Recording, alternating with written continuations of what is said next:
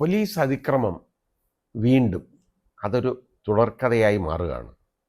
നിരപരാധികളായ ഒരുപാട് പേരെ പിടിച്ചുകൊണ്ട് പോയിട്ട് ചിലരെയൊക്കെ തല്ലിക്കൊന്നിട്ടുണ്ട് അവർ കസ്റ്റഡിയിൽ. കാരണം പോലീസിനാകുമ്പോൾ ഇങ്ങനെയൊക്കെ തല്ലാനുള്ള ഒരു അവകാശം ഉണ്ടെന്നുള്ളതാണ് അവരുടെ കാഴ്ചപ്പാട്. അപ്പോൾ ഈ ഹ്യൂമൻ റൈറ്റ്സ്, മനുഷ്യാവകാശങ്ങൾക്കൊന്നും യാതൊരു വിലയില്ല കേട്ടോ. അവർക്ക് അവരെ സംബന്ധിച്ചിടത്തോളം ആ രീതിയാണ്.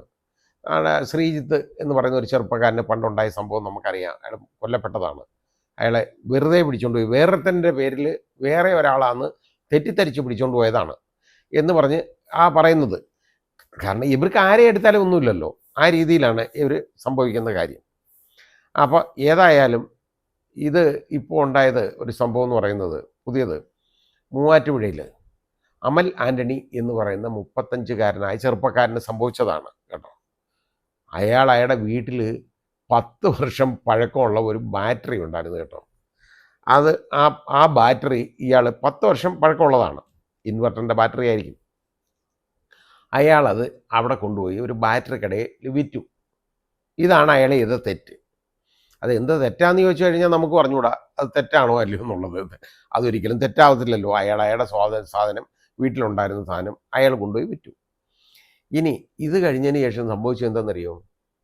അവിടുത്തെ ഈ ആഗസ്റ്റ് 12-ന് മൂവാറ്റുപുഴ ടൗണിൽ തന്നെയുള്ള ഒരു പൂക്കടയിൽ അവിടുന്ന് ഒരു ബാറ്ററി മോഷണം പോയി.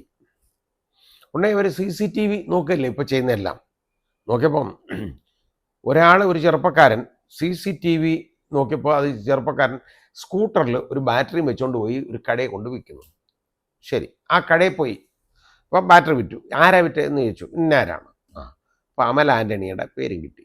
ശരി, നേരെ ഇയാളുടെ വീട്ടിലോട്ട് വന്നിട്ട് ഒരൊറ്റ ചോദ്യം, അതേ ഉള്ളൂ. പോലീസുകാർ വണ്ടിയിരിക്കുന്നു, ഒരാൾ ഇറങ്ങി അങ്ങോട്ട് വന്നു, മഫ്റ്റിയിലുള്ള ആളാണ്. ഇറങ്ങി അങ്ങോട്ട് എന്നിട്ട് ചോദിച്ചു, ബാറ്ററി ഇന്നടത്ത് ബാറ്ററി വിറ്റിട്ടുണ്ടോ? ഉണ്ട്. അയാൾ ബാറ്ററി അയാൾ വിറ്റതല്ലേ, അയാളുടെ ബാറ്ററി അല്ലേ, അയാൾ വിറ്റതാണ്. വിറ്റു. എവിടുന്ന് മോഷിച്ചാണ്? അയ്യോ അല്ല, എൻ്റെ വീട്ടിൽ ബാറ്ററിയാ, ഇവിടുത്തെ മോഷിച്ചൊന്നും അല്ലെന്ന് പറഞ്ഞു. പക്ഷെ ഇതൊന്നും കേൾക്കത്തില്ലല്ലോ.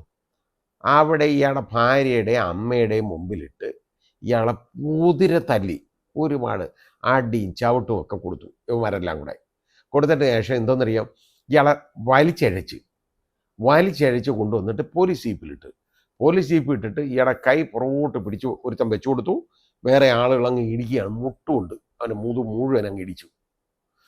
ഈ ചെറുപ്പക്കാരനെ ഉണ്ടല്ലോ ഇടിച്ചങ്ങ് നാശമാക്കി. അയാളുടെ നട്ടെല്ലിനെ പരിക്കേറ്റു കേട്ടോ. ഇത് കഴിഞ്ഞ് കൈക്ക് പരിക്കേറ്റു. ഇതെല്ലാം സംഭവിച്ചു. ഭയങ്കര ഇത്രയും ഉപദ്രവമല്ലേ ഉണ്ടാകുന്നത്, ഒന്ന് ആലോചിക്കണം നമ്മൾ. ഇത്രയും ഇയാൾ ഉപദ്രവിച്ചു. എന്നിട്ട് ഉപദ്രവിച്ച് കഴിഞ്ഞപ്പം പതുക്കെ അനങ്ങാതെ ഈ ബാറ്ററി കടയിൽ നിന്ന് പോയി യവന്മാർ ചോദിച്ചു നോക്കി കേട്ടോ. ഇപ്പം ഈ പൂക്കടയിൽ നിന്ന് മോഷണം പോയ ബാറ്ററി 2 വർഷം പഴക്കമേ ഉള്ളൂ. അപ്പം അവിടെ ചെന്നപ്പോഴേ പറഞ്ഞ് ഇത് 10 വർഷം പഴക്കമുള്ളതെന്ന്. അപ്പോഴാ മനസ്സിലായടാ ഇത് യവനല്ല, വേറെ ആരാണ്ടാണ് എടുത്തുകൊണ്ട് പോയേക്കുന്നതെന്ന്. അപ്പം അമളി മനസ്സിലായി കഴിഞ്ഞപ്പോൾ എന്തോന്നറിയോ, അബദ്ധം പറ്റിയാന്നും പറഞ്ഞ് കേട്ടോ അങ്ങ് പറഞ്ഞു വിട്ടു. സ്റ്റേഷനിൽ നിന്ന് പറഞ്ഞു വിടാൻ ഇവനൊക്കെ ഈ ഒരുത്തനെ പിടിച്ചോണ്ടൊന്ന് ഇടിച്ച് നാശമാക്കിയിട്ട് ഇവനൊക്കെ അങ്ങ് പറഞ്ഞു വിട്ടാൽ ഇതങ്ങ് തീരുമോ? അബദ്ധം മനസ്സിലാക്കി അബദ്ധം പറ്റിയേ പോയതാന്ന്.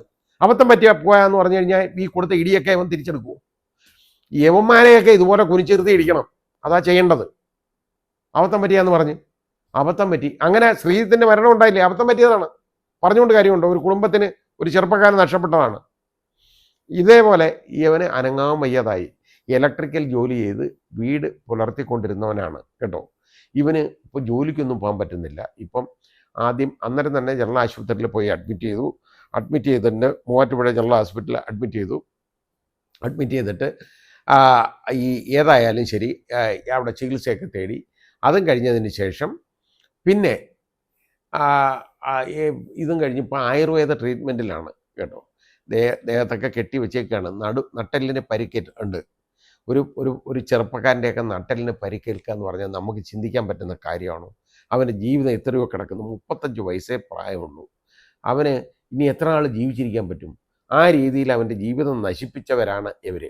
ഈ പോലീസിനെതിരെ അയാൾ SP-ക്ക് ഇത് കഴിഞ്ഞിട്ട് ഈ അമൽ ആൻ്റണി പരാതി കൊടുത്തിട്ടുണ്ട്. അപ്പോൾ അവിടുത്തെ മൂവാറ്റുപുഴ DYSP-ക്ക് ഈ പരാതി അയച്ചു കിട്ടിയിട്ടുണ്ട്. ഇനി അന്വേഷണം നടക്കുന്നുണ്ടെന്ന് പറഞ്ഞു. എന്തോന്ന് അന്വേഷണം? ഇവനെ പിടിച്ചോണ്ട് പോയി ഇടിച്ചവന്മാരെയൊക്കെ സർവീസിൽ നിന്ന് പിരിച്ചു വിടണം. ഇവനൊന്നും പോലീസുകാരല്ല. പോലീസായിട്ടിരിക്കാൻ യോഗ്യതയില്ല ഇവർക്ക്. പോലീസ് എന്ന് പറഞ്ഞാൽ ഇടിയം പോലീസ് എന്ന് പറയുന്നത് പണ്ടുള്ള ആളുകളാണ് ഉണ്ടായിരുന്ന ഒരു കാലത്ത്. ഇപ്പോൾ ഇടിയം പോലീസ് എന്ന് പറയുന്ന ഒരു സാധനം ഇല്ല. മര്യാദയ്ക്ക് ആളുകളോട് പെരുമാറണം. ഇയാൾ പറഞ്ഞല്ലോ, അവൻ കാല് പിടിച്ച് പറഞ്ഞു കേട്ടോ, അവൻ മോഷിച്ചിട്ടില്ല, അവൻ്റെ ബാറ്ററിയാന്ന് പറഞ്ഞു. എന്നിട്ട് കേൾക്കൂ, അവനെ ഇടിച്ചങ്ങ് നാശമാക്കി. എന്നിട്ട് അതെ ഒരു അബദ്ധം പറ്റിയ കേട്ടോ, പൊക്കോ. അബദ്ധം പറ്റിയാന്ന് പറഞ്ഞാൽ തൂത്ത് കളയാൻ പറ്റുന്നതാണോ? അവനെ മുട്ടുകാലുകൊണ്ട് മൊത്തം ഇടിച്ച് അവനെ മുഴുവൻ ഇടിച്ച് നശിപ്പിച്ചത്, നട്ടലൊടിച്ചത്. യവനെയൊക്കെ ഉണ്ടല്ലോ സർവീസിൽ ഒരു കാരണവശാലും വെച്ചോണ്ടിരിക്കരുത്. ഇതാണ് വേണ്ടത്. കാരണം പോലീസിന് തന്നെ നാണക്കേടുണ്ടാക്കുന്നവരാണ് അവർ. ഇന്നത്തെ കാലത്ത് ഈ ചെറുപ്പക്കാർ പോലീസിലേക്ക് കടന്നു വരുന്നവരുണ്ടല്ലോ, പണ്ടായിരുന്നു നാക്കെടുത്ത് കഴിഞ്ഞാൽ തെറിയല്ലാതെ ഇവന്മാരെ പറയുകയില്ല. പക്ഷെ ഇപ്പോൾ അതിന് വ്യത്യാസം വരുന്നത് കുറേ വിദ്യാഭ്യാസമുള്ളവർ ഇതിൽ കയറി വരുന്നു. പണ്ട് ഏഡ് കുട്ടമ്പിള്ള എന്നൊക്കെ പറയുന്ന ആൾ എന്നൊക്കെ പറഞ്ഞു കഴിഞ്ഞാൽ ആ തൊപ്പി എടുത്ത് അങ്ങോട്ട് ചുവന്ന തൊപ്പിയായിരുന്നു പണ്ട്, തലയിലിട്ട് വെച്ച് കഴിഞ്ഞാൽ പിന്നെ അങ്ങ് തെറിയേ പറയുള്ളൂ കേട്ടോ. തെറിയല്ലാതെ അവൻ്റെ ഒന്നും വായിന്ന് വരികയില്ല. പക്ഷേ ഇന്ന് കുറച്ചുകൂടെ വ്യത്യാസം വന്നു എന്ന് നമ്മൾ കരുതും. പക്ഷേ ഈ കാര്യത്തിൽ വ്യത്യാസം എന്തെങ്കിലും വന്നിട്ടുണ്ടോ? ഈ ആളുകളെ ഉപദ്രവിക്കുന്ന കാര്യത്തിൽ, ഇടിക്കുന്ന കാര്യത്തിൽ ഇടിയം കുട്ടമ്പിള്ള തന്നെയാണ് ഇപ്പോഴും നടക്കുന്നത്. ഇത് ഇങ്ങനെയുള്ള പണികളുണ്ടല്ലോ, ഇത് ചെയ്യരുത്. ചെയ്യുന്നവർക്കെതിരെ ശരിയായ നടപടി വേണം. ഇത് ആ DYSP പറഞ്ഞല്ലോ, പരാതി കിട്ടിയിട്ടുണ്ട്, ഇയാൾ അന്വേഷിച്ചുകൊണ്ടിരുന്നാൽ പോരാ. എത്രയും പെട്ടെന്ന് ഈ നിരപരാധിയെ കൊണ്ടിട്ട് ചവിട്ടി കൂട്ടിയവന്മാരെ ഉണ്ടല്ലോ, അവന്മാരെ നിയമത്തിന് മുമ്പിൽ കൊണ്ടുവരണം. അവർക്കെതിരെ നടപടി ശരിയായിട്ട് വേണം. അതാ വേണ്ടത്. അതിന് പകരം അല്ലാതെ ഇത് പറഞ്ഞുകൊണ്ട് കാര്യമൊന്നുമില്ല. ഏതായാലും ശരി, അമരാൻ്റണി കഷ്ടം എന്നേ പറയാൻ നോക്കുള്ളൂ. ഇപ്പോഴും ജനങ്ങൾ ഇവരെ സഹിച്ചുകൊണ്ടിരിക്കുന്നല്ലോ, വേറെ നിവൃത്തിയില്ല. എന്ത് ചെയ്യാൻ പറ്റും? അധികാരത്തിൻ്റെ തൊപ്പി അവരുടെ തലയിലിരിക്കല്ലേ. അതിരിക്കുമ്പോൾ ഇവർക്ക് എന്തും ചെയ്യാം. അതാണ് ആ ഒരു കാഴ്ചപ്പാടാണ് ഈ പോലീസിനുള്ളത്. അത് പോലീസ് മാറ്റണം. അതാണ് വേണ്ടത്.